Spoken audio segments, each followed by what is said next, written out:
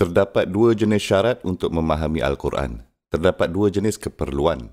Saya tidak akan mengatakan pemahaman di sini, tetapi saya akan katakan sahaja keperluan untuk mendapatkan manfaat dan faedah dari Al-Quran.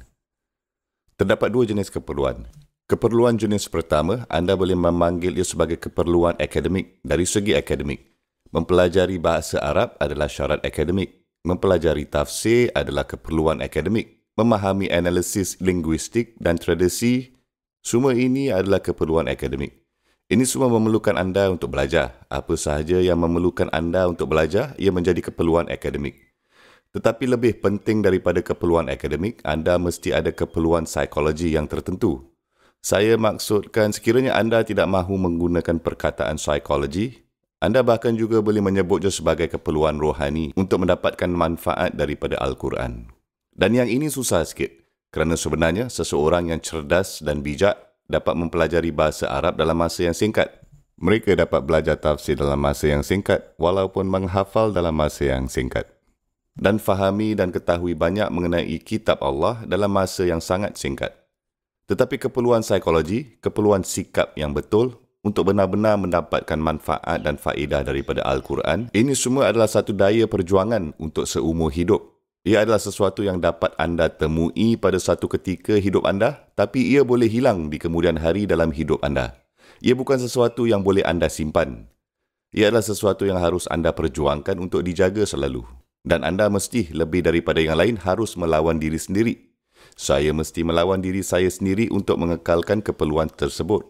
Saya boleh bagi tahu anda, 10 tahun yang lalu saya kurang mengetahui tentang Al-Quran. Setiap hari dan bulan dan tahun yang berlalu, saya semakin tahu mengenai Al-Quran. Tapi walau bagaimanapun dalam skema perkara-perkara besar yang telah terjadi, sekarang saya masih hanya tahu sedikit saja tentang Al-Quran. Keperluan asal itu yang bersifat psikologi itu, saya masih kena berjuang untuk jaganya setiap hari. Saya harus berjuang dengan keperluan ini. Ia bukannya seperti saya lulus satu hari dan saya telah memenuhi syarat-syarat tersebut. Seperti anda tahu anda mengambil exam prasyarat untuk masuk college. Anda memenuhi prasyarat itu dan itu saja. Anda tidak perlu mengulanginya lagi kan?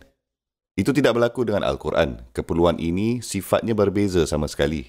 Dan syarat pertama adalah untuk memahami dan mengingatkan diri sendiri setiap masa. Kenapa saya belajar ni?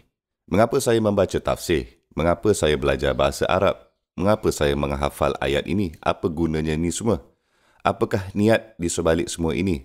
Dan anda semua tahu jawapan klise dia kan? Dan jawapan klisenya adalah, ini supaya saya dapat bimbingan. Ini supaya saya dapat bimbingan dan petunjuk. Itu dia. Al-Quran adalah petunjuk. Kami mempelajarinya untuk mendapatkan bimbingan. Istilah itu sering digunakan tetapi kita sebenarnya tidak memahami apakah maksudnya. Apakah maksud bahawa saya meminta petunjuk dari Allah? Maksudnya ialah pada setiap hari dalam hidup saya, setiap saat dalam hari saya akan diberi pilihan. Sekiranya saya patut terus tidur atau patut saya bangun untuk solat. Sekiranya saya patut terus tengok benda itu atau patutkah saya mengalih pandangan saya dari itu. Sekiranya saya patut membalas percakapan atau sepatutnya saya berdiam diri. Sekiranya saya menjanakan wang saya dengan cara ini atau sekiranya saya sepatutnya mencari pekerjaan lain. Sekiranya saya patut ikut atau sekiranya saya patut meninggalkan rakan-rakan itu. Sekiranya saya patut melepak dengan mereka atau sekiranya saya patut tidak melepak. Sekiranya saya membalas balik message teks atau tidak. Pilihan. Sepanjang masa, setiap saat, pada setiap hari, anda dan saya akan menghadapi pilihan-pilihan. Apabila kita meminta petunjuk dari Allah, kita meminta kekuatan dari Allah untuk membuat pilihan yang tepat.